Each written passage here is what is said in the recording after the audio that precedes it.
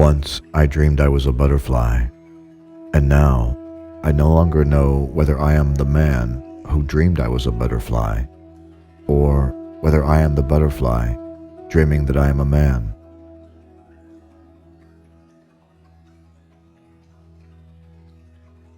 Happiness is the absence of the striving for happiness.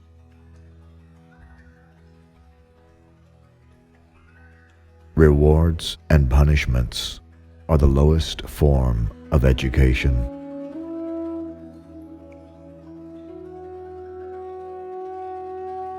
We cling to our own point of view as though everything depended on it, yet our opinions have no permanence.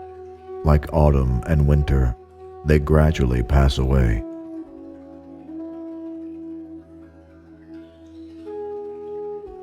I know the joy of the fishes in the river through my own joy as I go walking along the same river.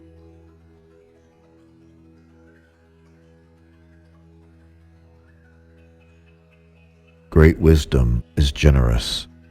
Petty wisdom is contentious. Great speech is impassioned.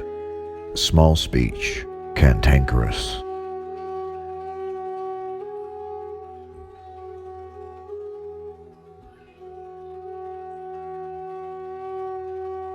Flow with whatever may happen, and let your mind be free. Stay centered by accepting whatever you are doing. This is the ultimate.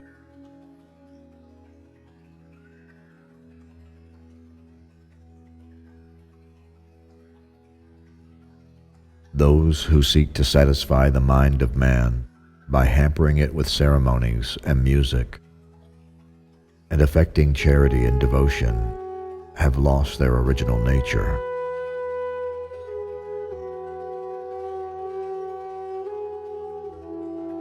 Cherish that which is within you, and shut off that which is without, for much knowledge is a curse.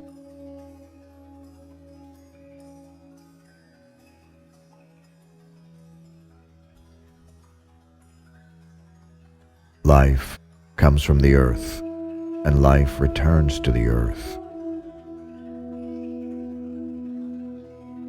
All existing things are really one. We regard those that are beautiful and rare as valuable, and those that are ugly as foul and rotten. The foul and rotten may come to be transformed into what is rare and valuable, and the rare and valuable into what is foul and rotten.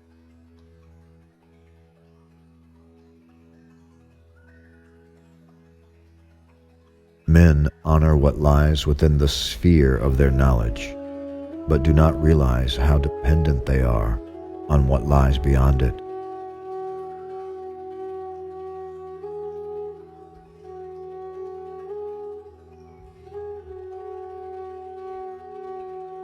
My most interesting memory is of my first real dream.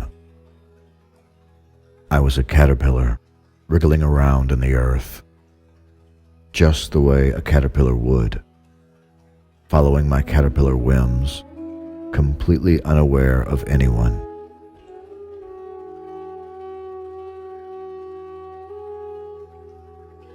When you're dreaming, you don't know it's a dream. You might even interpret a dream in your dream, and then wake up and realize it was all a dream.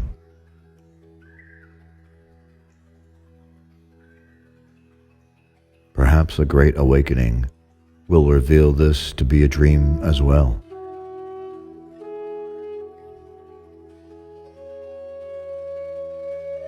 Only fools imagine they are already awake. How clearly they understand everything. How easily they distinguish this deception from that reality.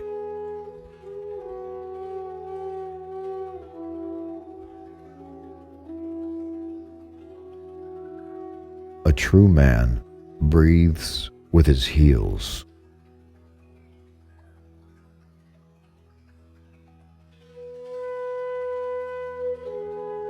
All men know the utility of useful things, but they do not know the utility of futility.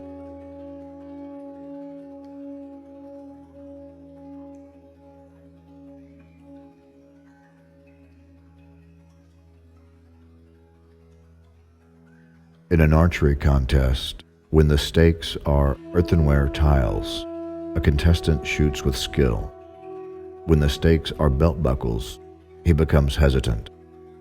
And if the stakes are pure gold, he becomes nervous and confused. There is no difference as to his skill.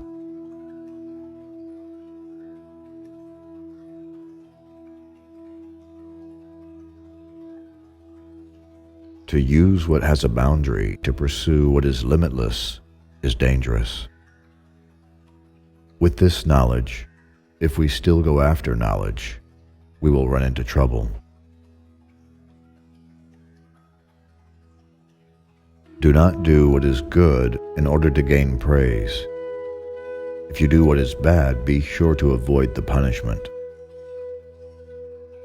Follow the middle course, for this is the way to keep yourself together, to sustain your life, to care for your parents, and to live for many years.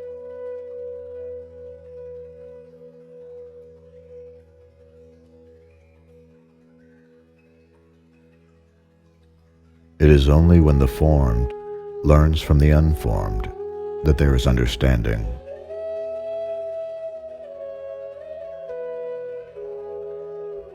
He who knows he is a fool is not the biggest fool. He who knows he is confused is not in the worst confusion.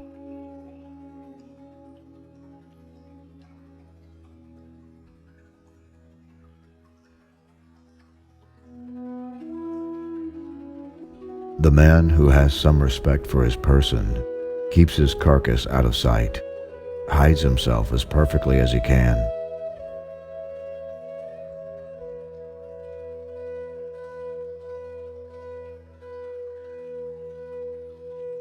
Sound intelligence promises victory in every battle.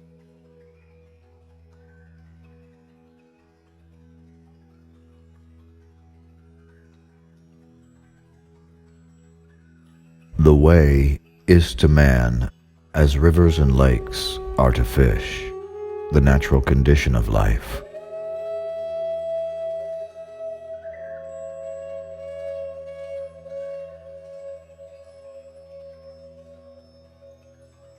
The birth of a man is the birth of his sorrow.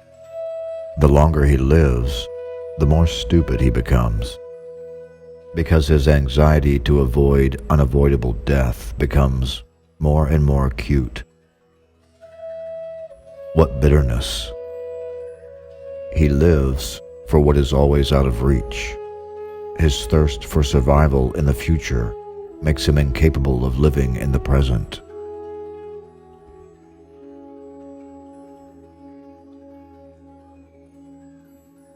A sage steers by the bright light of confusion and doubt.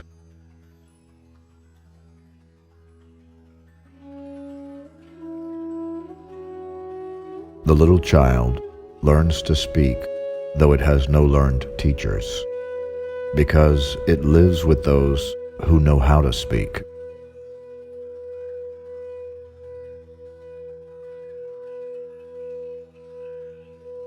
True depth of understanding is wide and steady. Shallow understanding is lazy and wandering. Words of wisdom are precise and clear.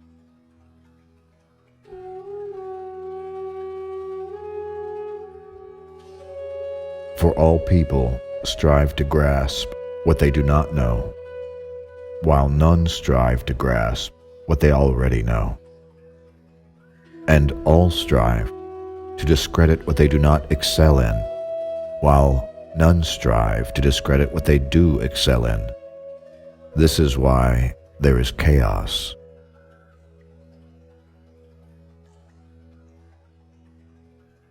My description of wisdom has nothing to do with benevolence and righteousness. It is to do with being wise in one's own virtue, nothing more. My description of being has nothing to do with benevolence and righteousness. It is that one should be led by one's innate nature, nothing more.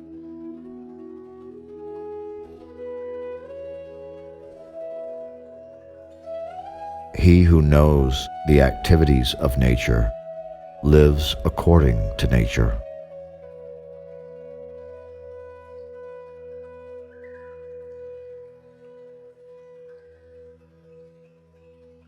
Why don't you try wandering with me to the palace of nothing?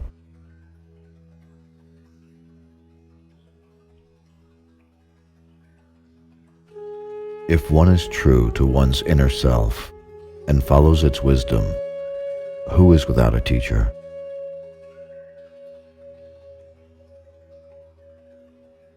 Running around accusing others is not as good as laughing, and enjoying a good laugh is not as good as going along with things.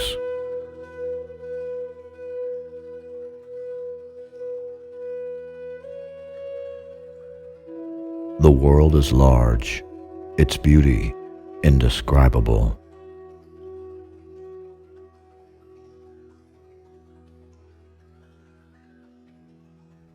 Hence, it demands the emptiness of all the faculties, and when the faculties are empty, then the whole being listens.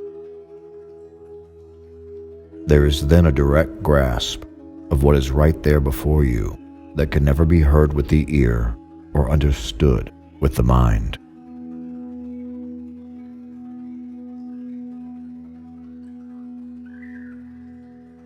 The space under the sky is occupied by all things in their unity.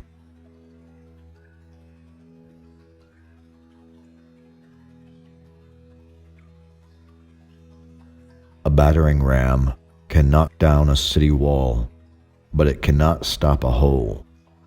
Different things have different uses.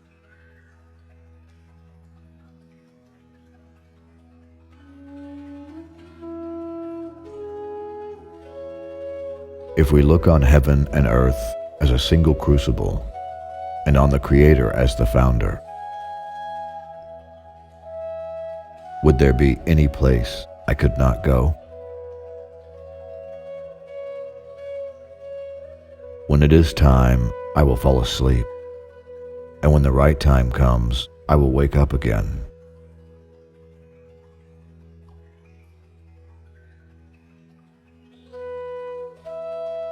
Who knows when the end is reached?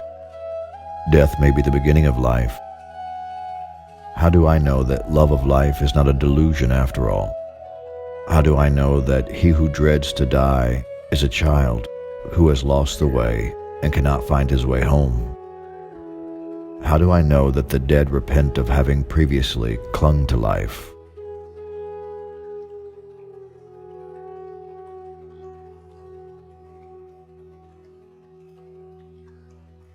Great understanding is broad and unhurried. Little understanding is cramped and busy.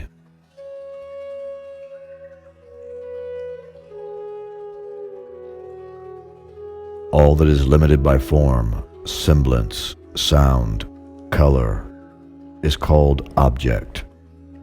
Among them all, man alone is more than an object. Though like objects, he has form and semblance. He is not limited to form. He is more. He can attain to formlessness. When he is beyond form and semblance, beyond this and that, where is the comparison with another object?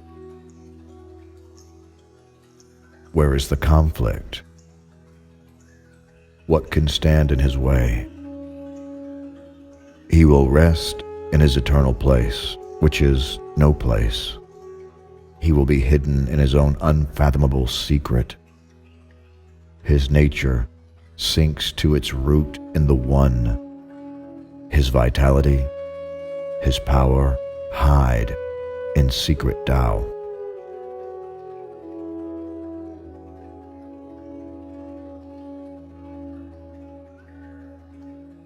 There is no bandit so powerful as nature. the interaction of the positive and the negative principles, which produces the visible universe. In the whole universe, there is no escape from it.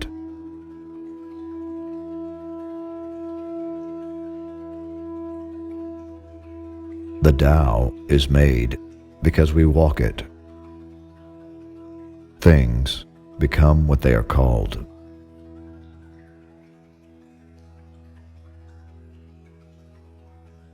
When I talk about having good hearing, I don't mean just listening, but listening to yourself.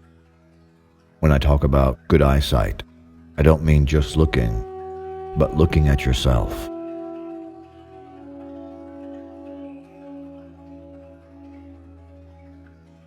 The fact is that those who do not see themselves, but who see others, who fail to grasp of themselves, but who grasp others, take possession of what others have, but fail to possess themselves. They are attracted to what others enjoy, but fail to find enjoyment in themselves.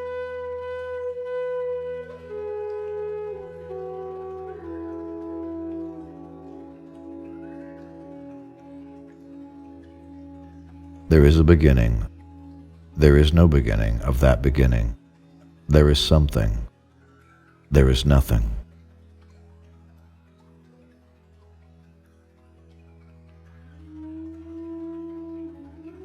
Understanding that rests in what it does not understand is the finest.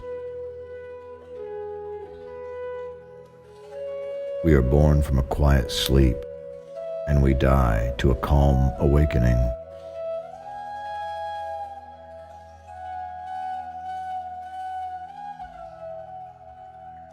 Beneath multiple and specific individual distinctions, beneath innumerable and incessant transformations, at the bottom of the circular evolution without beginning or end, there hides a law. A unique nature participated in by all beings, in which this common participation produces a ground of common harmony.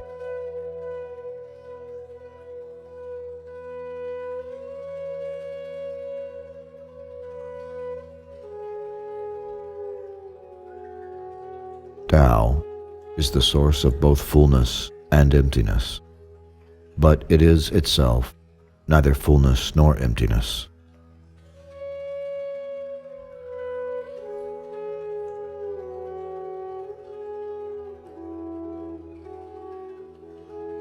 Compare birth with death. Compare death with life. Compare what is possible with what is not possible, and compare what is not possible with what is. Because there is not, and because there is not, there is.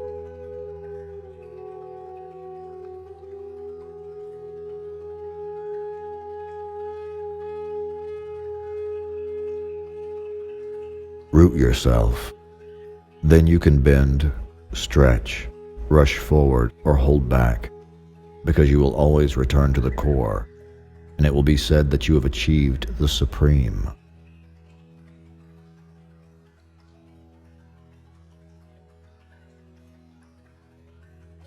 If the way is made clear, it is not the way.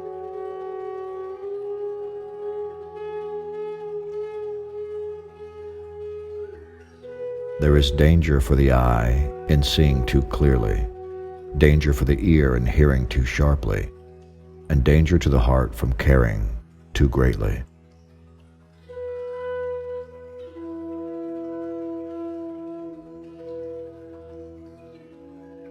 You will always find an answer in the sound of water.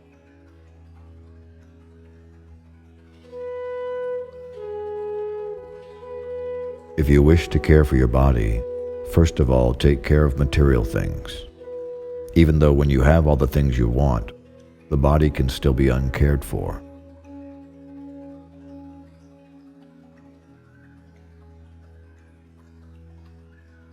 Breathing control gives one strength, vitality, inspiration, and magic powers.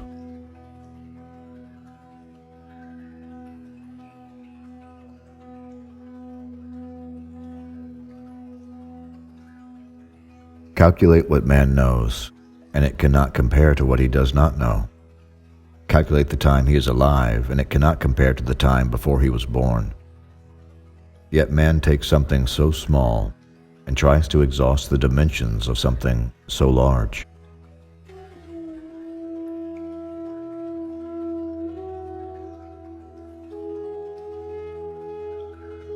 Men do not mirror themselves in running water. They mirror themselves in still water. Only what is still can still the stillness of other things.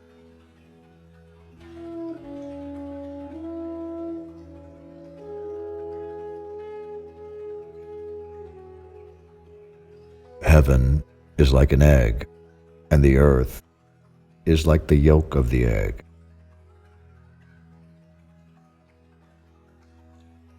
The creature born is the creature dying.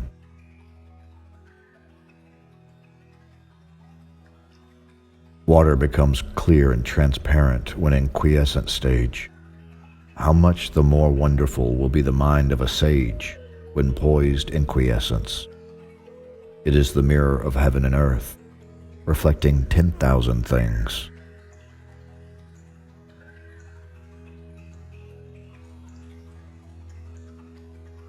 Good order results spontaneously when things are let alone.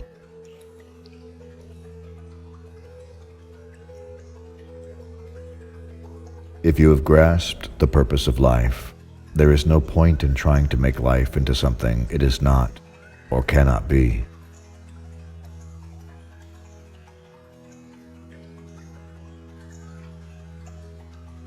Study is to study what cannot be studied. Undertaking means undertaking what cannot be undertaken. Philosophizing is to philosophize about what cannot be philosophized about. Knowing that knowing is unknowable is true perfection.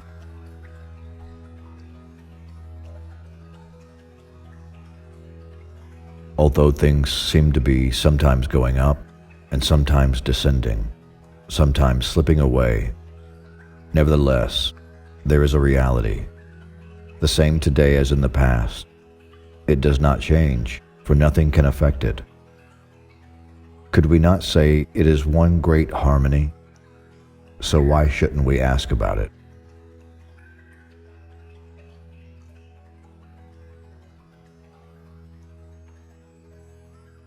The knowledge of the ancients reached the highest point, the time before anything existed. This is the highest point. It is exhaustive. There is no adding to it.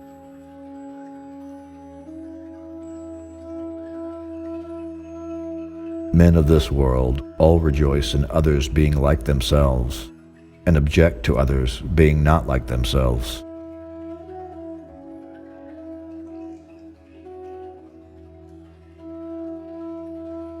Man may rest in eternal fitness.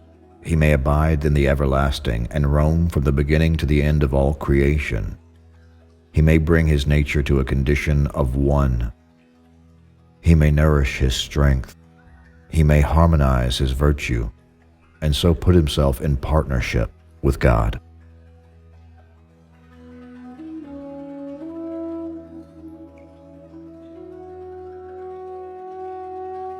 Heaven cannot help but be high. Earth cannot help but be broad. The sun and moon cannot help but revolve. All creation cannot but flourish. To do so is their Tao. But it is not from extensive study that this may be known, nor by dialectical skill that this may be made clear. The true sage will have none of these.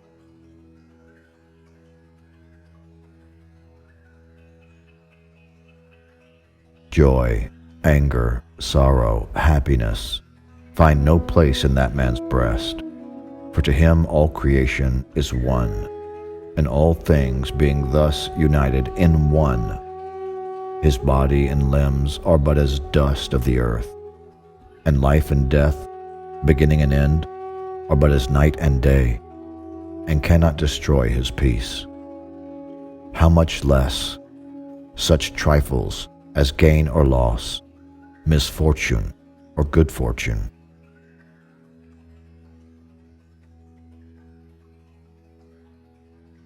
Truly, God does not reward a man for what he does, but for what he is.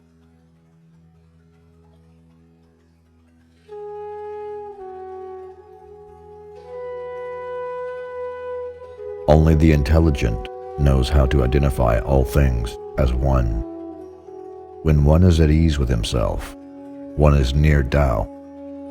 This is to let nature take its own course.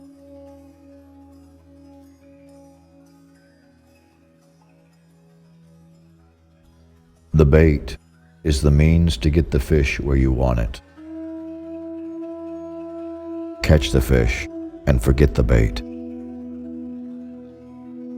The snare is the means to get the rabbit where you want it. Catch the rabbit and forget the snare. Where shall I find a man who forgets about words and have a word with him?